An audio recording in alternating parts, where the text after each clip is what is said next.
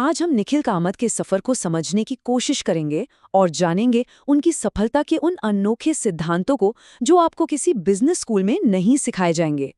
ये कोई टिपिकल सलाह नहीं है, बल्कि एक बिल्कुल अलग ही प्लेबुक है।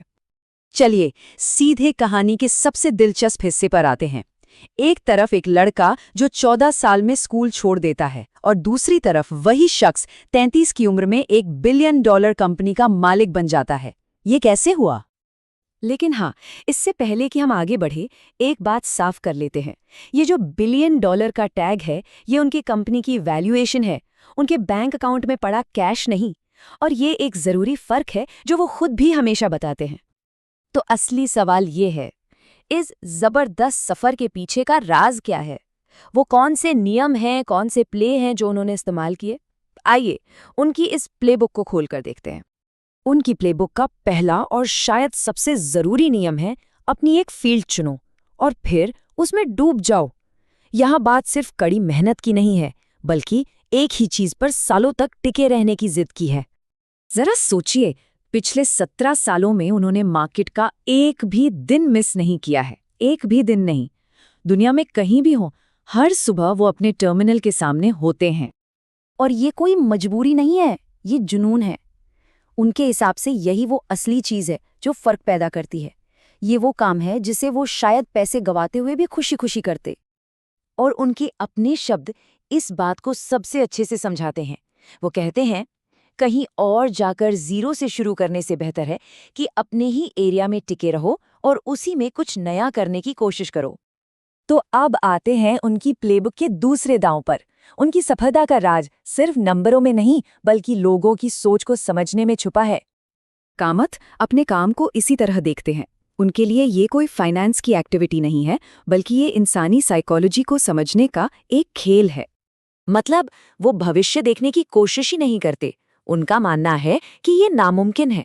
इसके बजाय वो ये समझने की कोशिश करते हैं कि इस वक्त मार्केट में ज़्यादातर लोग क्या सोच रहे हैं, कैसा महसूस कर रहे हैं। वो इसकी तुलना शतरंज से करते हैं। पहला स्टेप, खेल के सारे नियम सीखो।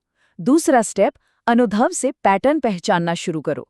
और फिर आखिर में अपनी क्रिएटिविटी का इस्तेमाल करके एक ऐसी चाल चलो जो कोई और न सोच पाए। अब आता है तीसरा प्ले, जो शायद सबसे ज़रूरी है। ये समझना कि आपकी सफलता में सिर्फ आपकी मेहनत नहीं, बल्कि किस्मत और सही समय का भी बहुत बड़ा हाथ होता है। जरा देखिए ज़ेरोधा की टाइमिंग कितनी परफेक्ट थी। 2008 के फाइनेंशियल क्रैश के बाद, जब कोई मार्केट के बारे में सोच भी नहीं रहा था, तब उन्होंने एक ऐसी जगह पर कदम रखा जहां इनोवेशन की बहुत ज़्यादा ज़रूरत थी। और कमाल की बात यह है कि वो खुद ये मानते हैं कि अगर उन्होंने यही काम 2020 में करने की कोशिश की होती, तो शायद वो सफल नहीं हो पाते। सब कुछ सही समय पर, सही जगह होने का खेल था। ये एक बहुत गहरी बात है। मार्केट में बने रहने के लिए विनम्रता बहुत ज़रूरी है, क्योंकि मार्केट को इस बात से कोई फ़र्क नहीं पड़ता कि आप कौन हैं। जैसा वो कहते हैं, जिस मिनट गुरूर सिर पर चढ़ा, मार्केट सब कुछ छीन लेगा। तो अब बात करते हैं सबसे ज़रूरी चीज़ की। पैसा, शोहरत, ये सब तो ठीक है, लेकिन कामत के हिसाब से उनके पूरे करियर का सबसे कीमती सबक क्या है? असली रिटर्न क्या है? और उनकी कहानी यहीं रुकी नहीं है। आज भी वो ट्रू बीकन जैसी नई कंपनियां बना रहे हैं, दुनिया भर में बड़े बड़े लोगों से नेटवर्क बना रहे हैं। मतलब सफ़र अभी भी जारी है। तो सवाल फिर वही है, 17 साल के तजुर्बे और इतनी बड़ी सफलता के बाद वो एक कौन सा स्किल है जो सबसे ज़्यादा मायने रखता है? और ये है उनका जवाब, बिल्कुल खरा और सीधा। सबसे बड़ा स्किल है मुश्किल समय में, जब सब कुछ गलत हो रहा हो, तब भी ठंडे दिमाग से सोचने की और सही फैसला लेने की काबिलियत।